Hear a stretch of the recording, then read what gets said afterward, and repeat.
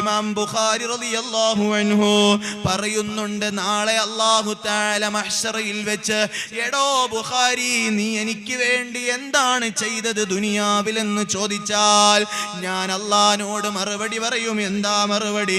10,000-ലധികം കിലോമീറ്ററുകൾ സഞ്ചരിച്ച് 400-ലധികം ഉസ്താദുമാരെ കണ്ട് 6 ലക്ഷത്തിലധികം ഹദീസുകൾ ശേഖരിച്ച് ആ ഹദീസുകളിൽ നിന്ന് വളരെ പ്രധാനപ്പെട്ട 7,000-ലധികം ഹദീസുകൾ തെരഞ്ഞെടുത്ത് ഓരോ ഹദീസുകൾ എഴുതുന്നതിന് മുമ്പ് കുളിച്ച് വുളൂഎടുത്ത് 2 റക്അത്ത് നിസ്കരിച്ച് രാത്രിയുടെ നിലാവെളിച്ചത്തിലിരുന്ന് 16 വർഷം കൊണ്ടുണ്ടാക്കിയ സ്വഹീഹുൽ ബുഖാരി അല്ലാഹുവിന്റെ മുമ്പിൽ ഞാൻ കൊടുക്കും കൂട്ടരെ.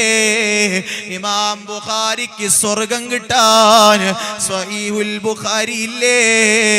ദുനിയാവിൽ അവര് കഷ്ടപ്പെട്ട് പണിയെടുത്തപ്പോ ഇമാം ബുഖാരി വഫാത്തായ ദിവസത്തിന്റെ അന്ന് മുത്തായ തങ്ങളെ ചില മഹാന്മാര് സ്വപ്നം കാണുന്നുണ്ട്. കൂടെ സിദ്ദീഖുൽ അക്ബർ തങ്ങളുണ്ട്, ഉമറുൽ ഫാറൂഖ് തങ്ങളുണ്ട്. ആരെയോ കാത്തിരിക്കുന്നത് പോലെയുണ്ട്.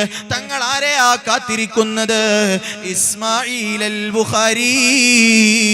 ഇമാം ബുഖാരി മരണപ്പെട്ടിട്ടുണ്ട്. അവരെ സ്വാഗതം ചെയ്യാൻ തങ്ങൾ എത്തിയിട്ടുണ്ട്. ദുനിയാവിൽ പണിയെടുത്തവരാണ്. ദുനിയാവിൽ അവർ ആരോഗ്യവും ആയുസ്സും ഇബാദത്തിന് വേണ്ടി മാറ്റിവെച്ചവരാണ്.